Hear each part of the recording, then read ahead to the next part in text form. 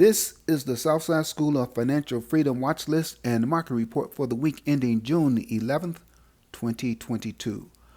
Our question this week is, what is quantitative easing? The answer will be provided later in the video. This week, the market ended lower. The Dow Jones Industrial Average decreased minus 2.73% on Friday and was down minus 4.58% for the week. The S&P 500 decreased minus 2.91% on Friday and was down minus 5.05% for the week. The Nasdaq decreased minus 3.52% on Friday and was down minus 5.6% for the week. Looking at the week, we can see that there were 9 down finishes versus 6 up finishes for the major indexes. On Monday and Tuesday, all the major indexes finished up. On Wednesday, Thursday, and Friday, they all finished down. The new unemployment claims were 229,000 versus 205,000 expected. Early in the week, the dollar dipped, but it hit a 2-decade high against the yen. The World Bank / global growth forecast to 2.9%. The Fed's gross domestic product tracker indicated that the economy could be on the brink of a recession. U.S. Treasury yields climbed. The 10-year yield was over 3% on Wednesday, and inflation rose 8.6% in May, the highest increase since 1981.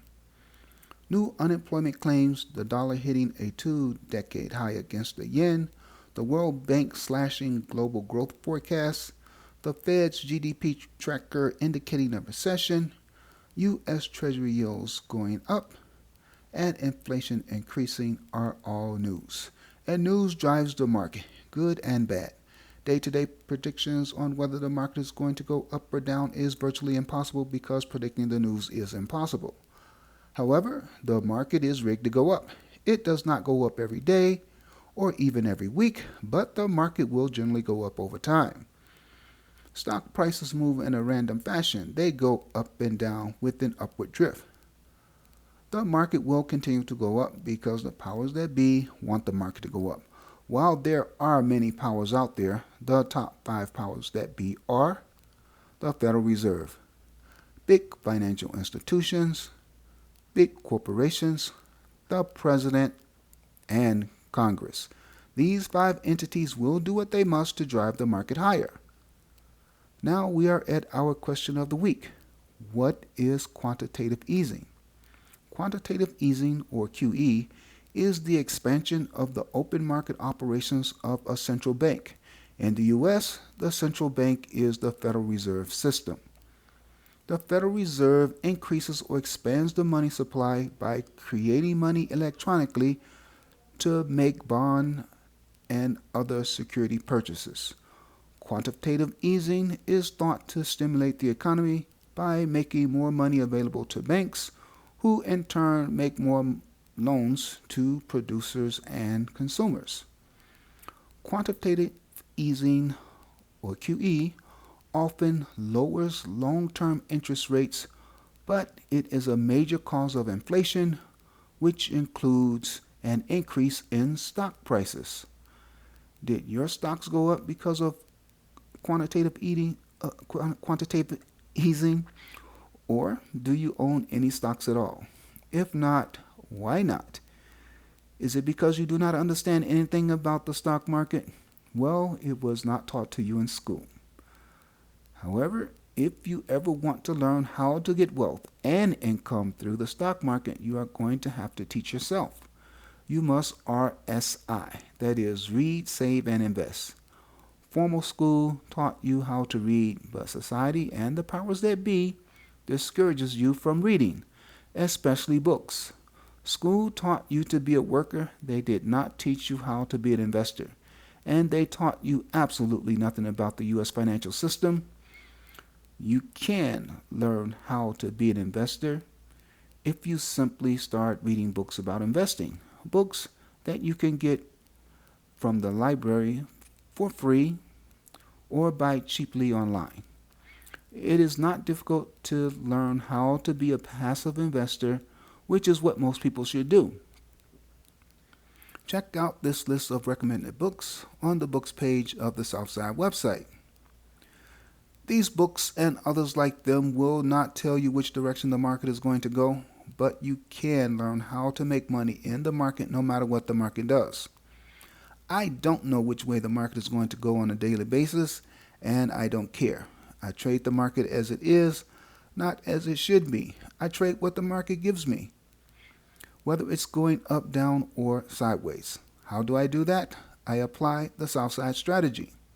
You can learn more about the Southside trading strategy at SouthsideSchoolOfFinancialFreedom.com.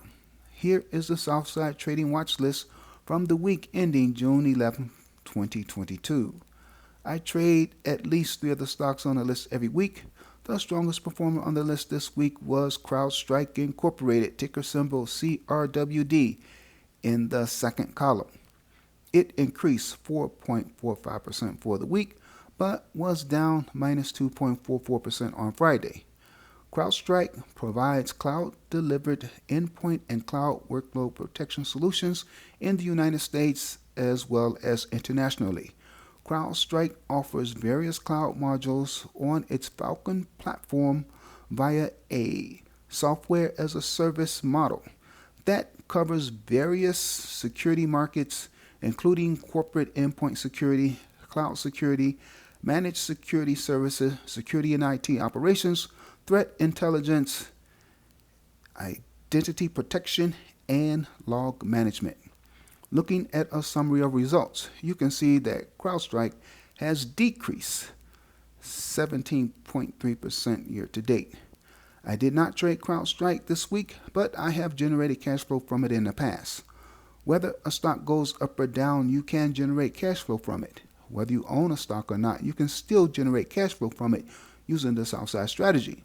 The Southside trading strategy involves trading for weekly cash flow, that is, trading for income. SPY is shown at the bottom of the third column. SPY is the S&P 500 ETF. This is the benchmark I compare my trading performance to. My objective is to beat the S&P 500 index while at the same time generating cash flow.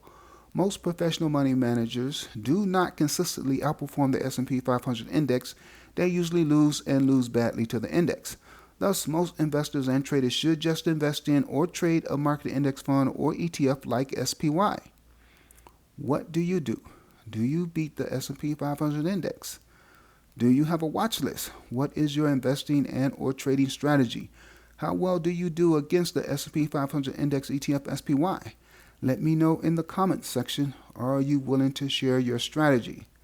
The Southside portfolio is not outperforming the S&P 500 Index ETF SPY. The Southside portfolio is down minus 40.8% versus minus 17.93% down for SPY. A difference of 22.87%. The Southside is losing to SPY by almost 23%. The primary reason the portfolio is losing is that the Southside is heavily invested in Bitcoin, and Bitcoin is in a deep bear market. Will it bounce back this year? Stay tuned to find out what happens to Bitcoin and subsequently what happens to the Southside portfolio, because we will remain heavily invested in Bitcoin. The portfolio is 88.82% in a Bitcoin trust. Equities, including puts, calls, and ETFs, make up 10.04% of the portfolio.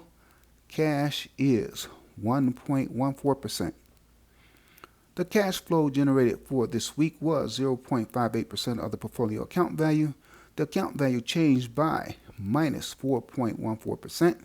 Meanwhile, the S&P 500 ETF SPY changed by minus 5.05%.